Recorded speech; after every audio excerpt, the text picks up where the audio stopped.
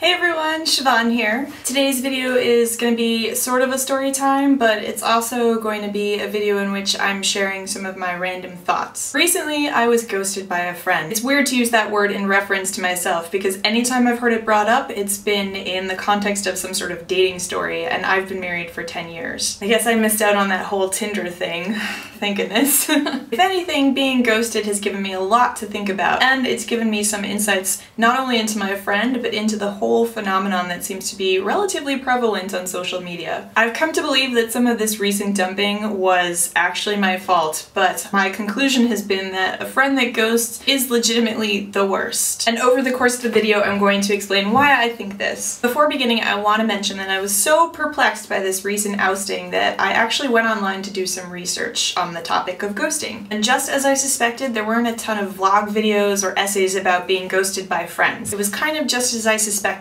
all in reference to like sort of romantic relationships that are ending. This got me to thinking. I believe there's a difference between outgrowing a friend and naturally letting a friendship fizzle out and being vocal in the termination of any sort of attachment. Whenever I've ended a friendship, which thankfully hasn't been very often, I've gone through a period of grieving. And this has happened even when the decision was solely made by myself, it was mutual, or on their behalf. And in the few instances that it's happened, I've wanted to talk about it, obviously. The responses I would get were normally pretty apathetic. They'd be something like good riddance or there are a lot of other friends to be had. I've always noticed that people are more sympathetic when I've related a breakup story to them. Why is that? Has that been an experience of yours too? If anything, losing a friend to any kind of circumstance is profoundly sad. The person that you would normally vent to or seek comfort or acceptance from is no longer there. So I guess that by making this video I'm doing a couple of things. I'm sharing thoughts and perspectives that might be helpful to somebody else in the same position. I'm starting a conversation in front of an audience that I respect, and I'm working through a personal healing process. A little off topic, but I was recently debating with a friend of mine whether or not I was part of the millennial generation. I was pretty adamant that I was part of Generation X, not Y, so of course we had to settle the debate and look it up. According to Time magazine, millennials were born between 1980 and 2000. I'm 83. That was definitely an argument that I lost. I guess the reason I wasn't associating myself with millennials is due in part to the fact that I draw a lot of my personality traits from how Generation X raised me. When I was a kid, we were expected to behave according to the appropriate standards or there would be consequences. No excuses. And things like morals, ethics, and etiquette were valued by students, parents, and faculty alike. It's crazy to me that my 8-year-old daughter will never take a penmanship class or learn to write in cursive, not to mention how outlandish the behavior of some of her schoolmates and friends is. Could this lapse in self-control, in addition to the convenience and heavy usage of social media, be at the root cause of ghosting? Maybe, but I don't think it's fair for me to blame ghosting on millennials. People have been acting badly towards each other since there have been people on Earth. I guess it all boils down to human nature and how we choose or don't choose to be culpable in our interactions with others. The girl who ghosted me was somebody that I worked with for over a year, and in that time we came to develop a beautiful and affectionate friendship. The two of us shared work, but it was more than that. We confided in each other, relaying secrets and intimacies and supporting each other in only a way that another woman with a best friend can understand. I hadn't expected to love her when I met her, but that's what ended up happening. The last time I saw her was about a week or two after we finished working together. She had just gotten engaged and she was actually moving. So we brought our men together and had a double date and had what I thought was a great time. Everyone got along very well. There were no awkward breaks or pauses in conversation. Basically, we were celebrating the end of our working together, and while this was melancholy for both of us, or so I thought, there seemed to be a real sense that our friendship would continue and persevere past what had initially brought us together. After our dinner, she sent me a few texts with lovely pictures of her new apartment, and then that was it, at least for a while. I carried on with life as I normally do, and a few weeks after our dinner date, I landed a really fun freelance bridal gig. The bride was terrific, I was thrilled to be doing her hair, and I was kind of wondering if maybe my friend wanted to do the makeup. I shot her a text, waited, and didn't get a response. I wasn't immediately worried because life is hectic and busy, and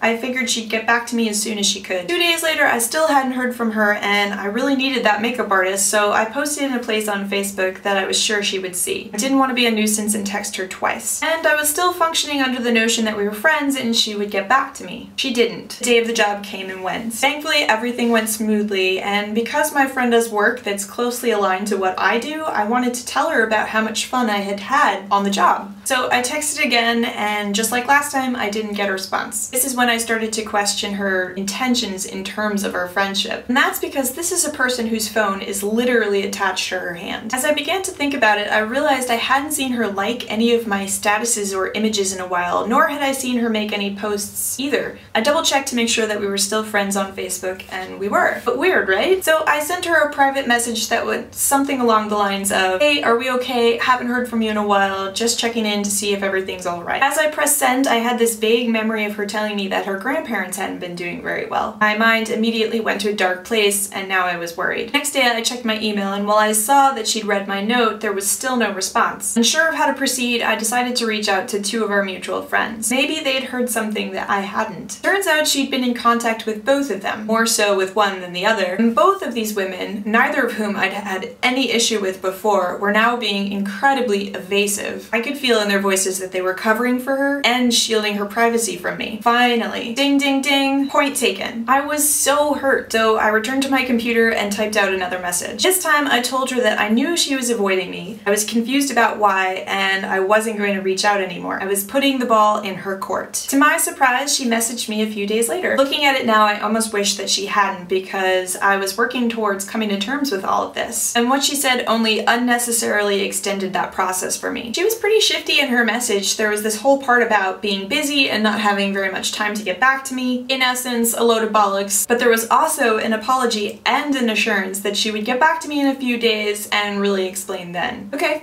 Fine. That Friday around 4 o'clock, after weeks of wondering, I finally got an explanation. As it turns out, I'd posted something to Facebook, and my friend had taken serious offense. I really wish I could tell you guys what it was, but if I do, I feel like you'll put the whole thing together. So to protect my friend's privacy, I have to be sort of vague. Ah, Facebook, the destroyer of friends. The post wasn't politically charged, but it did reference a pop culture figure and a humanitarian issue of sorts. To her credit, I had been pretty cavalier in my words and pretty dismissive about the whole story that I was forwarding on. I just didn't like it, and I didn't believe it, and I had personal reasons as to why. But my friend's opinion fell on the other side of the argument. While it hadn't been my intention at all, I had offended her. I absolutely don't want to belittle her feelings or experiences, especially since it was clear that she was genuinely upset and was coming across as very sincere. But she laid real thick into me, and even went so far as to say that not only had I let her down as a friend, I'd also let her down as a woman. Pretty harsh. Even though I was willing to take her heat and apologize, I still don't feel like I deserved the latter part of that statement. We had a few more exchanges, and I think you can probably guess how that went. I did my best not to react defensively, because this was still a person that I cared very deeply for, but it was hard. Her reaction, while warranted, didn't seem to quite fit. It became obvious to me that she was giving me only pieces of full thoughts. We made a few plans to talk on the phone, as I feel like the true value of a person's tone and the importance of their opinion kind of gets skewed over email. She did eventually send me a text asking if we could chat, but in the one instance that it happened, I was actually busy and couldn't take the call. Later I learned that there was, in fact, more about me that bothered her. As it turned out, our political ideologies didn't match up. I'm not on the right or the left, I'm in the middle, and I often feel like no one represents me. I'd aired those frustrations out to her in person, and she'd never made me feel badly about it. But somewhere deep down, I think I probably knew. We're still friends on social media, but when it comes to resolving this, I don't know if there's going to be an outcome that's going to benefit both of us at the same time. Now that you've heard my story, I can move forward in sharing some of my more intimate thoughts on ghosting and the dissolution of a friendship in this way. I do want to preface anything that comes out of my mouth next by saying that when it comes to relationships that are violent or toxic, I fully support ghosting. For example, I would never encourage someone to seek out their stalker and offer closure. I think what I'll be referring to are scenarios like the one that I just shared. Instances in which unforeseen events drive two people that were once close down two separate paths. Firstly, I think it's important to remember that friends are people that we choose to have in our lives. And friends reciprocate this by accepting the overtures that we make. And because this whole thing is based on free will, we have to come to accept the fact that sometimes they'll opt to dump us. Maybe we'll know the reason why, maybe we won't. But it is comforting to know that that choice is also ours too. The other part of that is that life is a series of relationships that are constantly rotating. Think about it. Didn't your circle shift when you left high school and went to college? Or how about when you left one lover and met someone someone new, someone better. Or maybe you had kids. I know that I'm certainly not the same person I was before my daughter was born. I'm also confident that the process of aging has a hand in this. People come into our lives and then drop out, and in many instances, that timing matches up perfectly with where you are in your journey. As I was losing this one friend, another buddy of mine was slowly moving back in. She and I had parted on a somewhat sour note 3 years before when both of us were not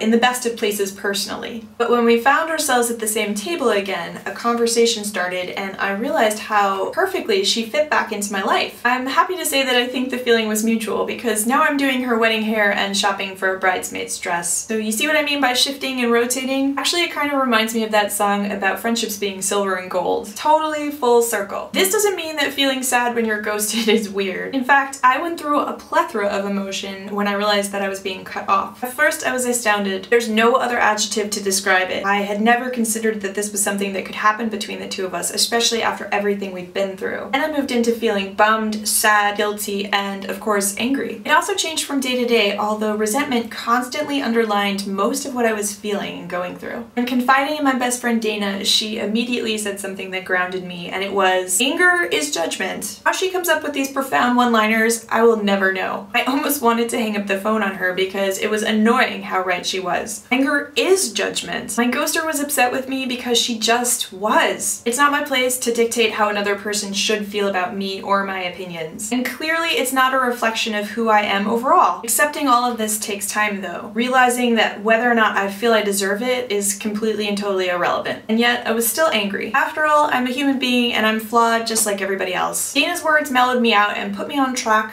towards self-reflection. Eventually some of it subsided, but I was still going in and out of indignation, which after a while I came to embrace. And I will explain. I might have made a terrible judgment call on Facebook, but I had been very transparent and forthright each time I had spoken to my friend. I read somewhere that human beings are pack animals. We don't always pick up on those smaller subtleties and nuances. It took me 3 attempts and 2 phone calls to mutual friends to finally understand what was happening, and it really sucks imagining my friend sitting back and watching me make a fool of myself. I would never do that, even to someone I disliked. I'm also a relatively reasonable person, and I would never force my friendship on someone who made it clear that they didn't want it. Being ghosted is like being toyed with. The only visual I can equate to the experience is a cat chasing a red dot from one of those torturous laser toys. Slow, long, confusing, arduous, and empty. We're all trained, and this is especially so for women, to be polite in decent company. And there's definitely a time and a place for that. But when a person chooses to be polite instead of real, everyone loses. For the ghostie, not only are they dealing with rejection, they're also dealing with all of the self-doubt that comes from not knowing. Not nice. For the ghoster, they lose their chance at closure too. I'm sure there are going to be some that just cut other people out like that because they like to do it. Maybe that drama feeds their empty souls. However, for most people, I expect it's simply a matter of avoiding a situation that's uncomfortable or untimely. To me, this sucks because everyone's entitled to that moment where they tell off a friend who's been disloyal, annoying, insensitive, selfish, etc. Ghosters just lose that. I don't understand why someone would rescind the right to their own voice within their own friendships. We could call it cowardly, but actually it kind of seems a little sad. Keeping the peace is admirable, but so is living, breathing, and speaking out in the open as yourself. No filter. I suppose I'm lucky because my ghoster did at a certain point respond. I know that for others this might not ever happen at all, but honestly I don't think it really matters, because once the damage is done, it's done. No amount of Facebook likes or light texting can repair something that's been broken. Both parties have to put aside pride and speak to the point. They have to look the ugly stuff in the face and believe in their friendships. I had that faith, but maybe she didn't, and of course that's not up to me. I'm sure the intention wasn't to make me feel more sad or to make me feel like my time was being wasted, but it did. Like I said before, I don't want to disparage my friend or her opinions and experiences, but I do think that ghosting another person does on some level expose insecurities on their end, which of course we all have and acknowledge differently. Unless you're a sociopath or just really mean, rejecting another person even when you think merits that sort of termination is hard. And going back to the point where I said we choose our own friends, a ghoster may choose the easy way out because they aren't ready or willing to see their own flaws reflected back at them through former friends. Or maybe they're afraid to be confrontational or upfront because they know that their rejected buddy might present them with a negative truth that they're too nervous to face. Or maybe I don't know anything and I'm just talking out my ass right now. When I find myself faced with weird life or relationship changes, I have this tendency to overanalyze overanalyze and obsess. I know this might sound bad, but I give myself an actual date on the calendar on which I force myself to stop thinking about it. Like, I mark it in my planner. I give myself room to freak out and feel whatever I need to feel, and then I go cold turkey. No more talking, thinking, or wondering about it. For me, that date is the day after I publish this video to YouTube. The saddest part of my story is merely in the fact that I still love the person who ghosted me. If she wanted to be in my life, I'd welcome her back with open arms. It probably wouldn't be the same, but I would. The coolest part of my story is realizing that even though I might have been wrong, I deserve better, and that's awesome. Until next time, I hope you guys are having a great day, and I'll see you all later. Bye!